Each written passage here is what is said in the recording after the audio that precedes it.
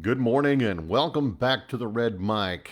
In the Red Mic studio, as you see, and the Red Mic is here. So glad to be home from Houston. Can't tell you. Let's get back into this. These Red Mic messages are leadership and life lessons I've picked up from 25 years as a public servant, 16 years as a youth football coach and scouting volunteer, and 10 years as a mediocre athlete with far more heart than actual physical ability. Today's Red Mic message: cultivate that garden, let your people grow. I saw a post on LinkedIn. Lady was talking about how she had one of her direct reports, who was doing a cross divisional kind of assignment. um, well, she apparently did really well on it. It was something more directly in support of small business, and apparently she had a passion for that because of her background, and she really got along well with the people on the other team and the leadership over there and everything. They had an opening, and they asked her if she would move.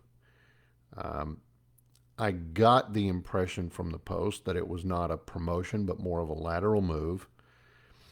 But it was more in line with, like I said, her passions, where, what she wanted to try to accomplish.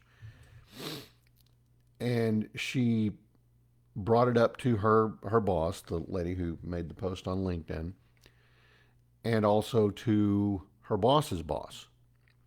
Well, her boss's boss, higher up the food chain, said that you may not want to do that. It may give the impression that you're a job hopper because you haven't been in this role very long, yada yada.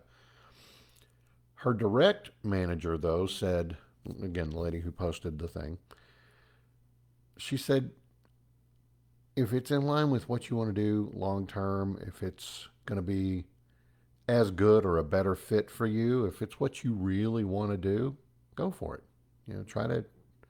Try to grow, try to move on, pursue that opportunity if it's what you really want.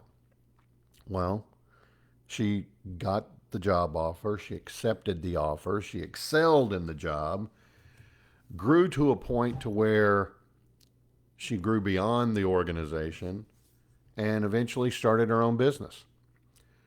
Before she left, though, she referred a very talented candidate back to her original boss, the one who had encouraged her, and that person ended up being a very good member of the team. They ended up hiring some more roles, they exceeded their revenue goals, and it all came back to the fact that she built her team by allowing people to leave. She had a good on ramp, kind of setup. And she goes on to say that whole experience taught her the importance of supporting your team members' dreams, even if it means they leave. She said, you become a magnet for good talent, and that positive work environment helps your people feel valued and empowered, whether they're staying there and they're moving on. Now, this really resonated with me for a lot of reasons. I've always been a huge proponent of giving good people opportunities, just like she did. If someone stays with you for a very, very long time, great. Um, Help them to whatever degree grow as much as possible into that role, or maybe even give them additional roles along the way. Um, if they decide to move on, however, if you were properly supportive to them while they worked with you, while they worked on teams adjacent to you, any of that, when they do eventually move on,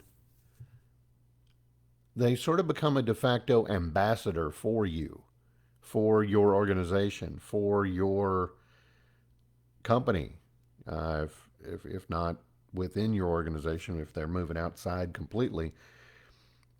And they also become an ambassador for the culture you created. They can become an ambassador for what you taught them, how you allowed them to grow. And that's good for you. That's good for your organization. It's good for them. And I have never understood people who, well, they're going to leave and we've invested all this time and effort in them. Yeah, that's true. But if you don't do that, if you don't allow the people who trust you, who work for you, who are doing the work that you need them to do, if you don't give them those opportunities to improve, to grow, to maybe move beyond you, then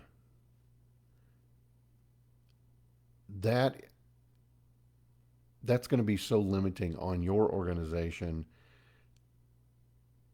and it's going to become systemic. It's going to become known. It's going to be bad for you ultimately in the long run. I mean, there's some state agencies that I just flat won't go to.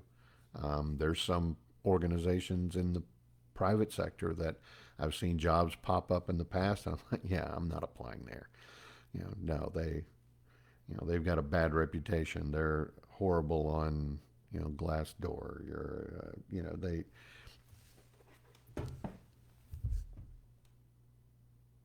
give your people the opportunities they need to become the best that they can be, even if that means the best that they can be is somewhere else. That's today's Red Mike message. I hope you found it interesting. I hope you found it helpful. I hope we'll be back again tomorrow. I'm so glad to be home. I cannot tell you. Slept great last night. Um, I'm convinced I'm just not a good solo traveler. I'm just not. Um, I'm glad you're here. I really am. I appreciate you so much, whether you're following on Facebook or any of the other platforms where we are. I would appreciate a comment. I would appreciate a like, a follow, and a share. Please let your friends and colleagues and family members let them know, hey, I'm listening to this guy on Facebook or wherever it is, and he occasionally has the golden nugget mixed in with some of the not so golden nuggets. I appreciate you. Thank you so much for being here. I'll see you again tomorrow, and don't forget, as always, life is short. Drink the bourbon.